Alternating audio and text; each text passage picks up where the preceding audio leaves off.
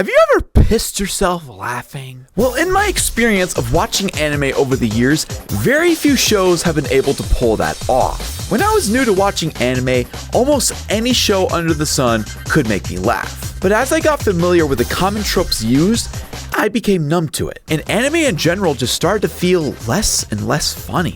And at this current moment in time, there is very few anime that can genuinely make me laugh. Grand Blue is the exception to that. For some godforsaken reason, this show never fails to make me laugh. Despite this being a fucking diving anime, the actual diving happens about 10% of the time. For the rest of it, it is absolute non-stop alcoholism, broism, and an absolute shitload of autism. And I really want to dive into why this ridiculous show about diving made me piss myself laughing. For any show to be funny, it first needs great characters. And who better to start with than our main Giga Chad protagonist, Iori. Iori is a college student attending Izu University. He recently moved to his uncle's shore to enjoy the dream college life and seashore. Unfortunately,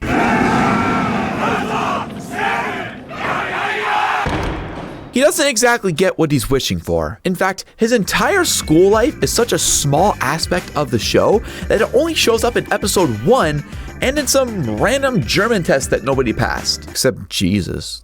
Fucking tryhard. The real character development of Iori throughout the show comes through his fear of water, mainly because he can't actually swim. And the story follows him on his journey as he learns to get comfortable with swimming underwater and discovering the true beauty of the ocean. That is about 10% of the story. The rest of the show can only be described as absolutely deranged. Despite Iori initially seeming like the most innocent member in the group, he quickly gets corrupted when the buff gym bros convince him to be an alcoholic. And from then on, he regularly comes up with schemes that get him into some pretty complicated situations. For example, Iori wanted to attend a college party with the rest of the diving club just because they were throwing it with a university of girls. No, I'm deadass. That is literally his exact motivation for wanting to go to this damn college party. Just like me.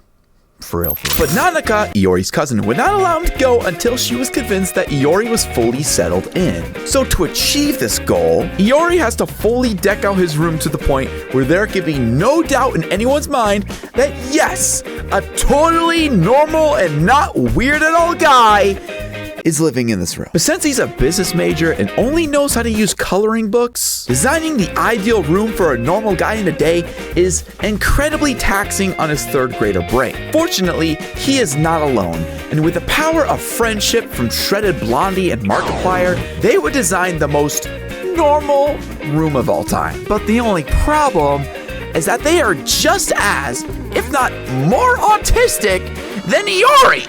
Oh my god!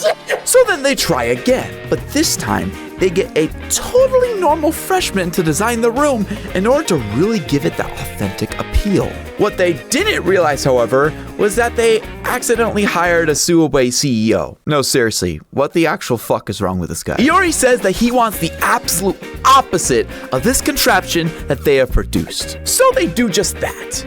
The only problem is, the polar opposite of liking girls is liking femboys.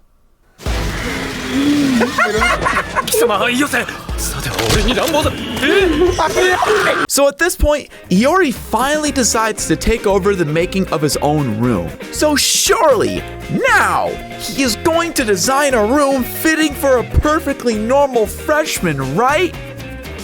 No. See, there is a piece of lore I neglected to tell you about this show. Nanaka, Chisa's older sister, it's kind of weird. Like, sister leveling kind of weird. She loves her sister, but she, loves her. You know what I mean? And so that gives Iori the inspiration to create his room in a way that would appeal to Nanaka the most. And he does this by filling it to the brim with pictures of Chisa over maid outfits. All of this just to go to some mid-level college party. But the party gets canceled. Yep, Iori went through the trouble of renovating his room 4 separate times and one day, breaking his mental sanity in the process, only for the party to get canceled. And that wasn't even the worst of it, because unfortunately, his room was not delivered to its intended audience.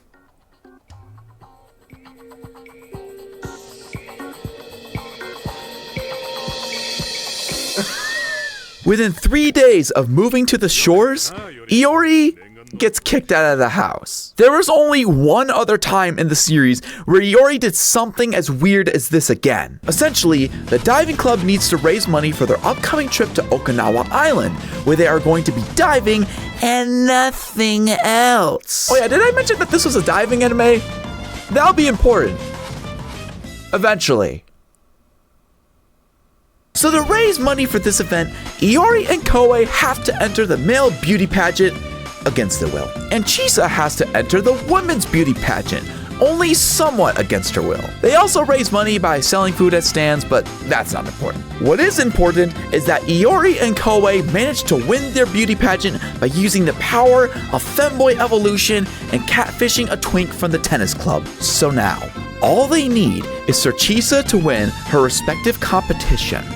The only problem is, she doesn't exactly have a friendly face. So to resolve this problem, the rest of the diving club attempts to make Chisa smile in order to show off her cute side. But their efforts are ultimately in vain and only makes the situation worse. So after many attempts, Iori comes up with an absolutely genius idea. To get Chisa to show off her bashful side, he and the rest of the club members would precisely throw bouncy balls on the stage in an attempt to lift up her skirt. Disclaimer, Super Kami Jacob does not condone sexual harassment, but keep in mind, these are fictional and adult characters. And besides, Iori is going to wish he never made that decision in the first place.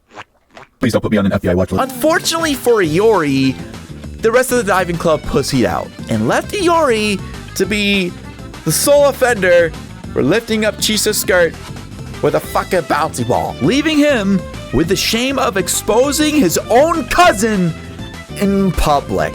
However, this event was only a small catalyst for what was about to happen. In fact, Chisa actually forgives Iori for this incident because she understood that it was for the love of the game. That is until...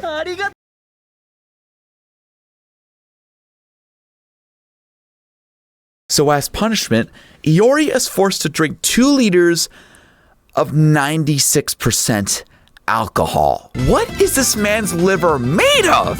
Vibranium? But wait, it doesn't end there. Because when they finally announced the winners of the male and female beauty pageant, those being Iori and Chisa respectively, Iori was passed the fuck out due to his alcohol consumption. And at that moment, Chisa realizes something. Every guy at this college is now going to be obsessively fawning over her since she has won the competition. Because she was basically forced into this competition, she will now not be able to go 1 second without some random white knight simp bugging her in public. So how does she plan to resolve this problem? Well... What? Oh my God.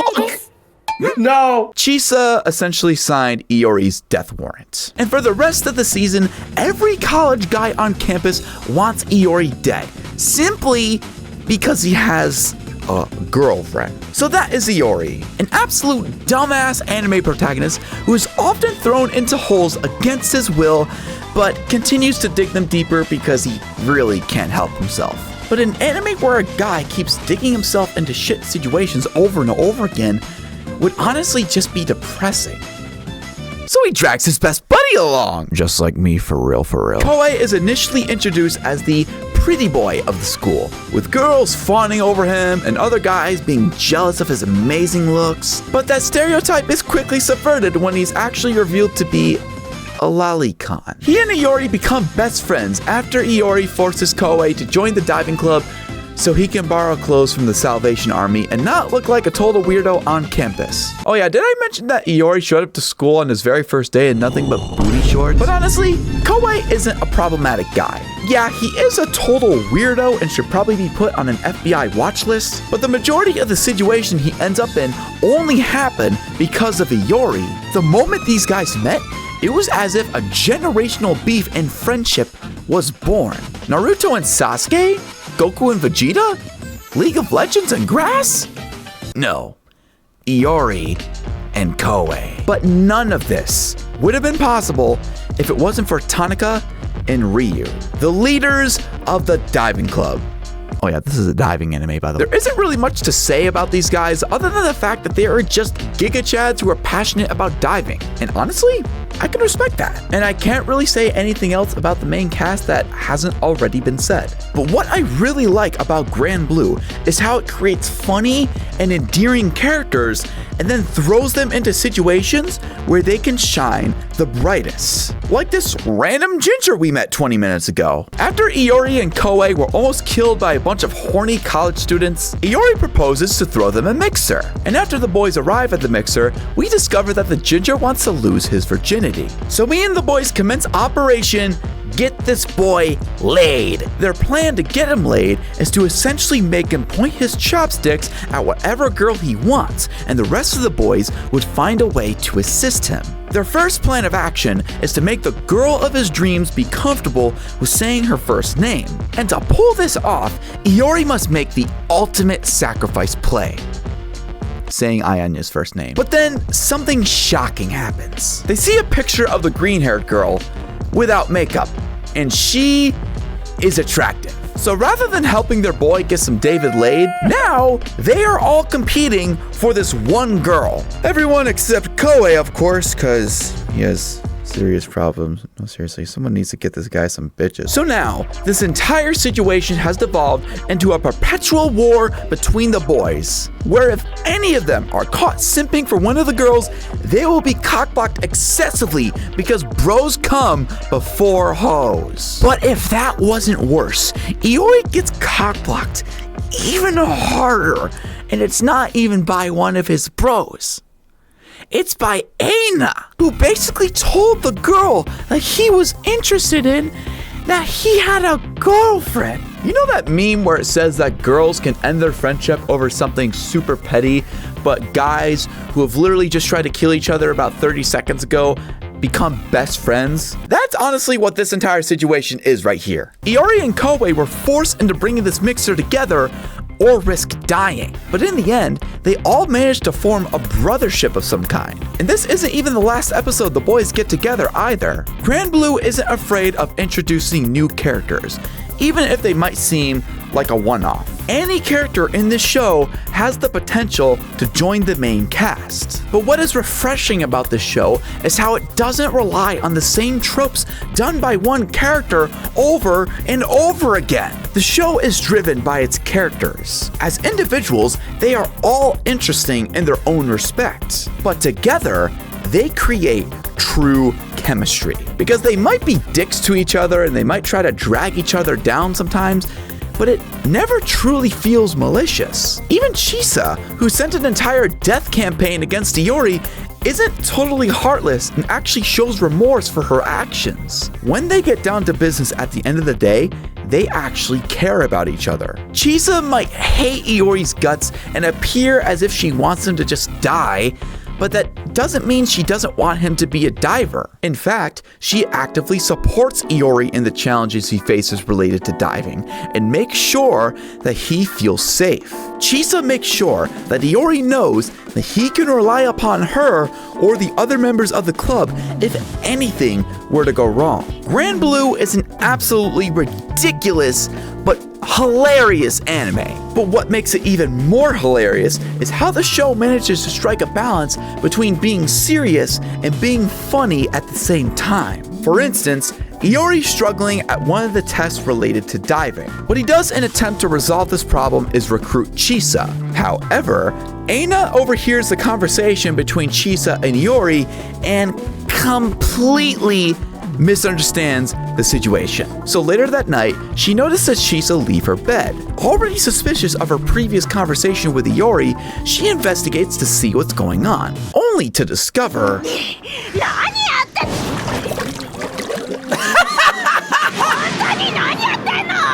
at which point, Iori finally admits that he's been practicing in secret to avoid embarrassment. But the wholesome thing about this show is that this could have been a perfect time for Aina to laugh at him or make some kind of stupid joke. But she doesn't do that. She instead assures Iori that he could have asked for help at any time, and she or Koei would have been more than happy to give him some pointers. It's moments like these in Grand Blue that make the show feel like it's a bunch of close friends having a great time, rather than a bunch of gag characters getting up to mischief. Humor is very subjective. So many cultural or situational factors can affect what is considered funny versus what isn't. And much like stocks, risky jokes have the potential to drive out more laughs from people, but they also risk creating the opposite effect and forcing the comedian off stage. So in general, animes tend to rely on the same old reliable tropes because that is the tried and true method. However, playing it safe can only work for so long, and eventually, people just start to get bored of it. And what I love about Grand Blue is how it actually utilizes these same tropes, but flips them on their head to make something even funnier and far more creative. Their ability to make off-the-riff jokes is honestly incredible and needs to be studied. For example, that time Iori, Koei, and Chisa went motor rafting. This sequence starts as a stereotypical rivalry segment between Iori and Koei, with Chisa just kind of existing in the middle. This time, they essentially had the same plan to get each other to fall off the raft by pouring tanning oil on each other's handlebars. Aina sees this interaction from a distance and thinks that they are just enjoying their youth and having a great time, when in reality... What makes this scene work so well is how it parodies typical slice-of-life anime tropes. Instead of using the traditional, slow-paced, enjoying the beach episode, Grand Blue opts for flipping the script on its head and making a direct reference to it. What really adds to the humor in this anime is how the animation, art, and facial expressions work seamlessly to deliver maximum impact. The show, at the most random moments, can go from 0 to 100 in animation quality. And it's not just reserved for the humor sections either, but also to showcase how beautiful the ocean looks. This anime honestly just looks amazing. It's hard to describe why, but the facial expressions sprinkled in throughout the show are god tier and really add the extra spoon of sauce to the sandwich. The reason why this show is so funny is because it manages to make a show that can feel totally normal. But after what we saw in the initial opening, we know that it's only a matter of time before something absolutely absurd happens again. This show also remains consistent with the pacing in every single episode. And the really cool thing about the show is that there isn't a single episode that I would recommend skipping, because all the episodes are just that good. And each episode offers a hilarious experience that is really difficult to forget. Let us take the Bartending Chronicles, for example. Initially, this segment just starts out as Iori and Koei trying to get another job to raise money for the trip to Okinawa Island. But there are honestly so many jokes sprinkled into the small segment that I gotta break it down. Firstly, we have the menu names, which basically highlights both Iori and Koei's dumbassery in interpreting drinks, and a really great advertisement for a fucking job aid. Then there's just more shenanigans focused on their incompetence as bartenders. And finally, there's the part where the bartender, as a Catholic man of God, mistakes Iori and Koei as a couple. So in an attempt to cleanse himself, he drinks oolong tea. But if you know anything about the show, it's not actually oolong tea. And the only possible thing that could revive a drunk Christian is getting pegged by another man. I remember he's gonna... The jokes made in Grand Blue are carefully crafted to deliver the maximum impact. And that is why I pissed myself while watching this anime. I can't do this bit anymore. What the fuck?